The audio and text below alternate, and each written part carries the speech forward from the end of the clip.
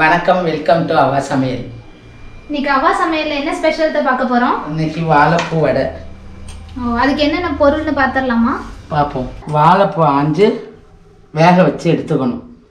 அதுக்கு 100 கடலைப்பருப்பு, 50 துவரம்பருப்பு, 1 கப்பு வெங்காயம், சோம்பு வேண்டாதவங்க ஜீரகம் போட்டுக்கலாம், வரமிளகாய், இஞ்சி பூண்டு, கருவேப்பிலை, கொத்தமல்லி, பெருங்காயம். இப்போது ஊற வச்ச கடலைப்பருப்பு துவரம்பருப்பை போடுறோம்.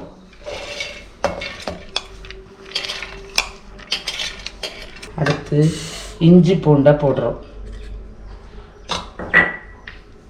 வரமிளகாய் போடுறோம், சோம்பு. இதை ரொம்ப நைஸாக ஓட்டக்கூடாது, கொஞ்சம் குறப்பாக ஓட்டணும்.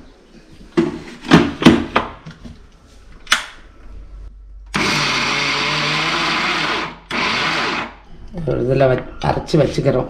அரைச்சிருக்கீங்க எங்கத்த? ஆமாம், குறைன்னு அரைக்கணும், நேவாக அரைக்கக்கூடாது, முறுமுறுப்பு வர. அதே மிக்ஸி ஜாரில் வாழைப்பூ போட்டு ஒரு சுத்து, ரொம்ப வேண்டாம், கொஞ்சம் போட்டு சுற்றி விட்டுடலாம்.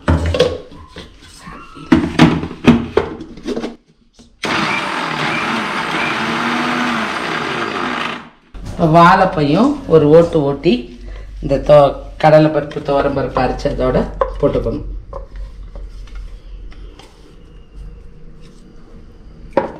அடுத்து வெங்காயத்தை சேர்க்கணும்.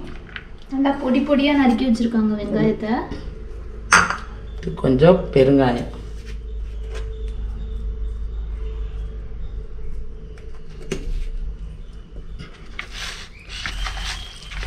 நல்லா பிசையணும். கொஞ்சம் கருவேப்பிலை, கொத்தமல்லி போட்டு கட் பண்ணி போட்டுக்கணும்.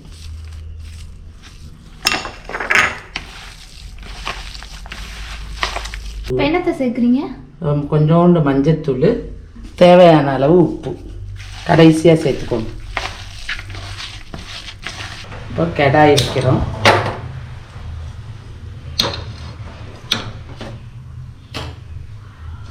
உடனே போட்டுற வேண்டியதான். எந்த கசஞ்ச உடனே போட்டுற வேண்டியதான். கடாய் வச்சு எண்ணெயை ஊற்றிக்கிறோம். வடை போடுற அளவு, பொரிக்கிற அளவுக்கு ஊற்றிக்கலாம். உருண்டை பிடிச்சி வச்சுக்கிட்டு எண்ணெய் காஞ்சோடனே இப்படி சும்மா லேசாக அமைக்கி போடும்.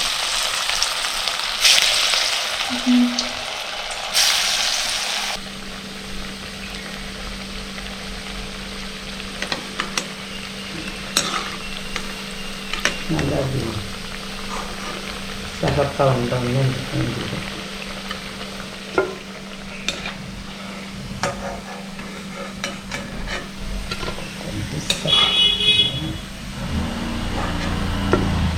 ஓகே, இப்போ வாழைப்பூ வடை ரெடி ஆயிடுச்சு. இதை நம்ம இப்போ டேஸ்ட் பண்ணி பார்ப்போம்.